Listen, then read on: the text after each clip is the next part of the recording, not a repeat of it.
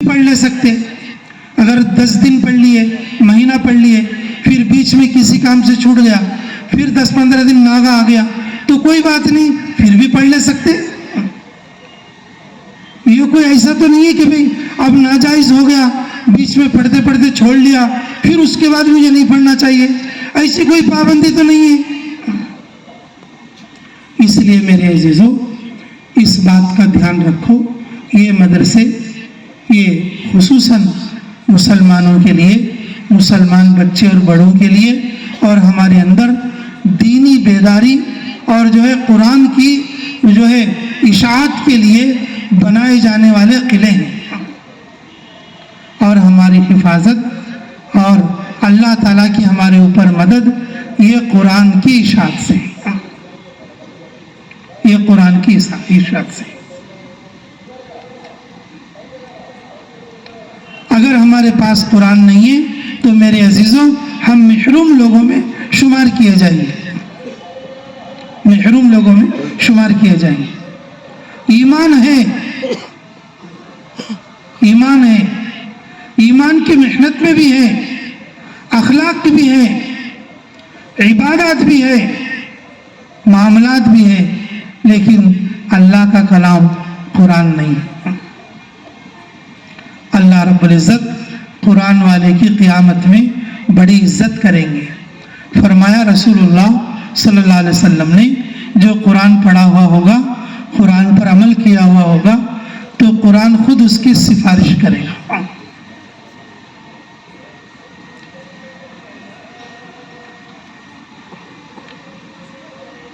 जिस मुसलमान के दिल में कुरान की इज्जत और कुरान की अजमत है, अल्लाह उसकी कदर करेंगे, अल्लाह उसकी इज्जत करेंगे, और दुनिया में अल्लाह ताला उसकी इज्जत कराएंगे।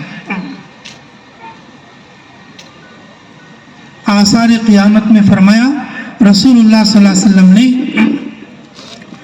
क़यामत के करीब ऐसा ज़माना आएगा, कुरान वालों को लोग जलील समझेंगे और नाचने गाने और खेल कूदने वालों की इज्जत करेंगे। नाचने गाने और खेल कूदने वालों की इज्जत करेंगे और कुरान पढ़ने वालों को कम नजर से देखेंगे। मेरे अजीजों, ये हमारी बहुत जो है कि बहुत बुरी अलामत है, ये हमारी अलामतों में ये बुरी अलामत है। अल्लाह ये अलामत हमारे अंदर पाए जाने से हिफाजत करे। हम लोगों का यहाँ पर आना और बैठना ये इस बात की दलील है कि हमारे दरमियान, हमारे अंदर अल्लाह और उसके रसूल के साथ साथ कुरान की भी मोहब्बत है। तो मैं पहली बात आपको ये बता रहा हूँ कि अपने बच्चों को कुरान पढ़ाने की तशकील करो। अब तो ज़माना ऐसा आ गया है, ऑनलाइन में भी बहुत सारे लोग पढ़ रहे और तजवीद के साथ पढ़ रहे। तुम्हें गए तो क्या नहीं, ऑनलाइन में भी उनको जिस वक्त में वक्त है और उस वक्त में ऑनलाइन पढ़ाने वाले असातिज़ा भी मौजूद हैं, मदरसे भी हैं, मकतब भी हैं, इमाम हजरात भी हैं, पढ़ाने वाले उस्ताद भी हैं, ट्यूशन पढ़ाने वाले लोग भी हैं, ऑनलाइन में पढ़ाने वाले लोग भी हैं। फिर भी हम कुरान से दूर हैं। कुरान सिर्फ बच्चों के लिए नहीं, बच्चों के साथ जवान और जवान के साथ बड़े और बड़ों के साथ बूढ़े और सभी लोगों को चाहिए कि वो कुरान की तालीम में और हिस्सा लें। तो कोशिश करोगे इंशाअल्लाह, कुरान पढ़ने की कोशिश करोगे, और जहाँ भी मदरसे हैं और उन मदरसों को सबसे पहला देने वाला जो चंदा, और वह है बच्चों का चंदा, पढ़ने वालों का चंदा। दिल में ये सोच ले, मेरी तरफ से मेरे को बच्चे नहीं हैं और मेरे को पोतरे नवासे भी नहीं हैं, और जो है मैं खुद भी थोड़ा बहुत कुरान पढ़ा हुआ हूँ, लेकिन और मेरी तरफ से मैं अपने घर के लोगों में से और किसी को मैं भेज नहीं सकता। कम से कम कुछ ऐसे लोगों को तश्कील करें अपना महल्ला पड़ोस में, और जिसके बच्चा और बच्चियां हैं कि अरे कि देख हमारे घर से तो कोई नहीं जा सकी, तुम्हारे बच्चे हम तो पढ़ा लो बा, कम से कम एक बच्चे को तश्कील करके और लेकर आओ, लेकर आओ।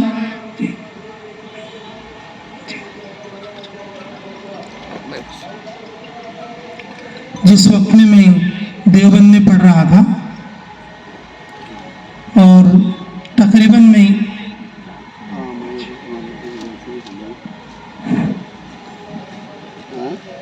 अभी हमारे अलहाज एनडी फारूक भाई साहब तशरीफ़ ला रहे हैं, उनसे दरख्वास्त है कि वो स्टेज पर तशरीफ़ लाएं कि वो देर से आपके इंतज़ार में है, आप भी तशरीफ़ लाएं कि हमारे एनडी फारूक भाई से दरख्वास्त है कि वो स्टेज पर आ जाएं।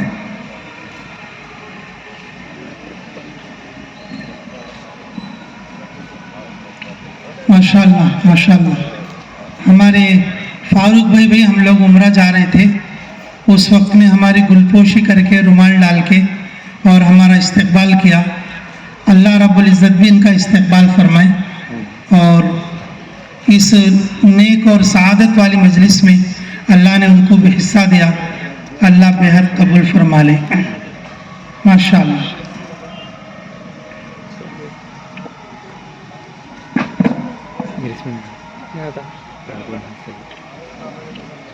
जी, अल्लाहुम्मा सल्ली व सल्लिम दाइमन अबदा अला हबीबिका खैरिल खल्क़ि कुल्लिहिम। तो मैं ये अर्ज़ कर रहा था कि काफ़ी साल मैं घर से अलग रहा, तो फिर मैंने फ़ोन किया तो हमारे वालिद साहब वगैरह थोड़ा रोकर बात करें कि ऐसा कि तू घर आ जा ऐसे। तो मैंने अपने अब्बा जी से कहा कि अब्बा जान कि देखो मैं तुम्हारा बच्चा मदरसे में पढ़ रहा हूँ, लेकिन जब मैं घर आ जाऊँगा तुम्हारे लिए कोई नेकी नहीं रहेगी। जब तक मैं मदरसे में रहूँगा तुम्हारे लिए नेकी रहेगी। तुम ऐसा करो, तुम्हारे तरफ से एक बच्चे को तश्कील करके तुम यहाँ पर ले आओ, फिर मैं घर आऊँगा थोड़े बहुत दिन के लिए, जो छुट्टी मिल जाएगी तो तब आऊँगा। तो हमारे वालिद साहब के हमारे जब्बार हाजी साहब के घर में फ़ोन था उस वक्त में, चावल के भैंसा वाले बोलते, तो उनके घर को फ़ोन किया था मैं, हमारे इब्राहिम मौलाना के घर। तो हमारे वालिद साहब हमारे बड़ेवा के बेटे अब्दुर्रहमान जो कि इस वक्त में हाफिज़ कुरान भी हैं, और उनकी तश्कील करके और उनको देवबंद लेकर आए थे। तो बोले कि अच्छा ये बच्चे को ले आया हूँ, अब इसको मदरसे में रख, तो घर चल। तो फिर उस वक्त में मैं छुट्टियों में आया था। मेरे अजीज़ों, बहुत सारे लोग ऐसे हैं अपने तरफ से तश्कील करके और बच्चों को पढ़ाने के लिए मदरसों में दाखिल कराते। ये सबसे अच्छा चंदा है मदरसे को देने का। जिस बच्चे को हम मदरसे में दाखिल करते और उस बच्चे की निगरानी भी करना, बोल तो मदरसा बोले तो सबसे पहला चंदा मदरसे के लिए जो देते, और वो बच्चों का चंदा है और बच्चों की तादाद है, और बड़े लोग भी अपना वक्त निकालकर कुरान सीखने के लिए और कुछ ना कुछ वक्त मकतब में और मदरसे में और निकालकर हमें साहिब कुरान और कुरान वाला बनने की कोशिश करना। करोगे इंशाअल्लाह। अच्छा, दूसरी बात भाई, अल्लाह रब्बुल इज़्ज़त के पहली बात पर भी अल्लाह हमें अमल की तौफीक दे और दूसरी बात पर भी अल्लाह हमें अमल की तौफीक दे। दूसरी बात, जी जी, दूसरी बात, हम लोगों को, सब लोगों को और ये चीज़ मालूम है कि मदरसे किसी ख़जाने की बुनियाद पर नहीं, बल्कि मुसलमान की जेब ये मदरसे का माल है। मुसलमान की हलाल कमाई और ये मदरसे का जो है रोकड़ा है कि जिसके ज़रिए से मदरसे चलते। ये गैब पर अल्लाह रब्बुल इज़्ज़त के मुसलमानों के ताउन से और इसको चलाते। हम लोग ये समझते जो पैसा हम मदरसे में या जो पैसा हम दीन में खर्च करते और बल्कि उसको हम ज़ाया कर रहे, नहीं, हमें असल काम आने वाली दौलत, हमें असल काम आने वाली जो पूंजी वो है जो अल्लाह के दीन पर, कुरान के इशाअत पर और मसाजिद और मदारिस और उलमा और तलबा पर खर्च होने वाला खर्च होने वाला पैसा है। इसलिए मेरे अजीज़ों कि हर ईमान वाले को हफ्ते के एतबार से, माहाना के एतबार से और सालाना के एतबार से कुछ ना कुछ अपनी कमाई का बेहतरीन हिस्सा ऐसी जगह पर खर्च करना चाहिए और जो दीन के किले माने जाते।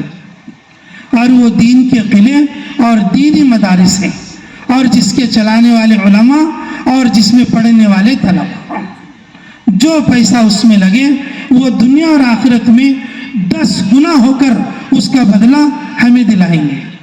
تو اس کے لیے میرے عزیزوں کہ میں اس تعلق سے بھی آپ سے درخواست کرتا ہوں کہ ہر ایمان والا کہ یہ نہ سوچے کہ میں کم دے رہا ہوں، یہ نہ سوچے کہ میں زیادہ دے رہا ہوں۔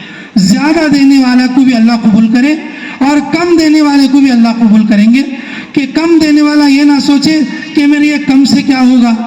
تم اللہ کے لیے دے رہے، اللہ اس کا بدلہ آپ کو دینے والا ہے۔ اس لیے دین پر خرچ کرنے میں کسی بھی چیز کو چھوٹا نہیں سمجھنا، اور کوئی آدمی زیادہ خرچ کر کے اکڑنا بھی نہیں کہ میں زیادہ دینے والا ہوں۔ قبولیت اللہ کی طرف سے چلتی۔ اس لیے میرے عزیزوں دوسرا چندہ مدرسے کے لیے جو مدرسے کی ضرورتیں ہیں، کہ پیسہ ہی مقصد نہیں ہے، کہ مدرسے کی بہت ساری ضرورتوں کی کفالت کر کے اور جو ہے اس کو دینا۔ ہمارے بیتم چلے کے مدرسے میں یہ ایک صاحب ہیں ویلدورتی کے، اللہ ان کو جزائے خیر عطا فرمائے۔ ان مدرسے میں کوئی زیادہ پیسہ نہیں دیتے، انہوں مزدوری کا کام کرتے، اور وہ جو ہے اور جو پانی کے جگہ رہتے نا باتھ رومہ میں رکھتے، لیٹرینہ میں رکھتے، بچے پانی نہانے کے لیے کام آتے وہ لے کر آتے، اور کلر کے وہ رنگ کے ڈبے لے کے آتے بکیٹانک سر کا، بچے کپڑے دھو لینے واسطے۔ لیکن ہے وہ چھوٹی چھوٹی چیزاں 10-15 روپے کے، لیکن مہینے میں 2 مہینے میں وہ آ کے دیکھ لیتے، اس طرح کی چیزیں لاتے۔ جب ایمان والے مدرسوں کی اس طرح سے خیال کرنے والے بنیں گے کہ بعض لوگ مدارس میں بھئی سیمنٹ دیتے، کڈی دیتے جب تعمیر کی ضرورت پڑتی ہے، چٹائیاں دیتے جب بچھانے کی ضرورت پڑتی ہے، اور پیسے دیتے، چاول ڈالتے اور دال ڈالتے، تیل لگاتے جب ان کی ضرورت پڑتی ہے۔ جب ایمان والے اپنے گھر کا جیسا خیال کرتے، مدرسوں کا بھی اگر ایسا ہی خیال کریں گے تو ان کو دعا لگے گی، تو پھر اللہ رب العزت اس قرآن کے شوق اور جذبے کی وجہ سے اللہ ان کی بھی حفاظت کریں گے، ان کے اس عمل کی وجہ سے اللہ پورے معاشرے کی حفاظت کریں گے۔ تو کوشش کرو گے انشاءاللہ؟ ہاں، پہلی بات یہ ہے کہ مدرسے کا پہلا چندہ بچے، نوجوان، بڑے، کہ انسان مدرسے کا چندہ ہے۔ جب انسان آئیں گے مدرسے میں انسان بنیں گے انشاءاللہ۔ اور دوسرا چندہ جس کی جتنی طاقت ہے اور مدرسے کی دیکھ بھال کر کے معاونت کرے، کوشش کرو گے انشاءاللہ؟ ہاں، دیکھو جب تک جلسہ پورا نہ ہو بیٹھے رہو۔ جو لوگ پیچھے بیٹھے ہوئے ہیں وہ بھی تھوڑا سامنے کو آ جاؤ بھی۔ ہاں، پیچھے بیٹھنا یہ کوئی فضیلت کی بات نہیں ہے، مجلس کے ساتھ بیٹھنا فضیلت کی بات ہے۔ دعا تک شامل رہیں، اور دعا کے بعد انشاءاللہ اذان بھی ہوگی اور نماز بھی ہوگی، تو پھر اس کے بعد جو ہوگا بتایا جائے گا۔ اللہ تعالی ہمیں کہنے اور سننے سے زیادہ عملوں کی توفیق نصیب فرمائے۔ بڑھے ماشاء اللہ، مفتی صاحب کا بیان بہت بہترین تھا، آپ لوگ اچھا سمجھ لگے ہیں۔ ابھی ہمارے